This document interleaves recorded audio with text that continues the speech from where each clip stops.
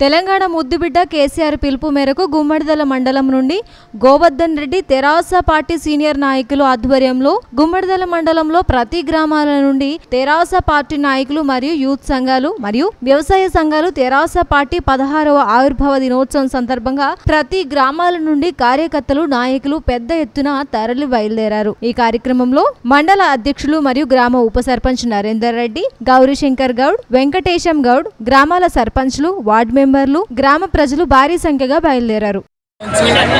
అన్ని గ్రామాల ప్రజలు మరి వేలాదిగా ఈరోజు వరంగల్ సభకు బయలుదేరడం జరుగుతుంది। మరి కేసీఆర్ గారి పిలుపు మేరకు 16వ ఆవిర్భావ దినోత్సవాన్ని పురస్కరించుకొని మరి వరంగల్లో భారీ బహిరంగ సభ ఏర్పాటు చేయడం జరిగింది। దాన్ని విజయవంతం చేయడానికి గుమ్మడిదల మండల ప్రజలందరూ శాయశక్తుల ఎమ్మెల్యే గారి సహకారంతో కృషి చేసి ఈరోజు భారీగా వరంగల్ బయలుదేరడం జరుగుతుంది।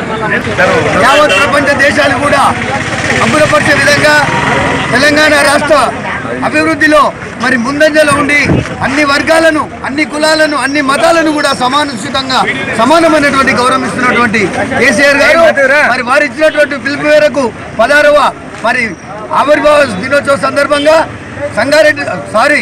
వరంగల్లో నిర్వహిస్తున్నటువంటి భారీ బహిరంగ సభకు మరి అశేష జనవాహిని మరి వస్తూ ఉన్నారు।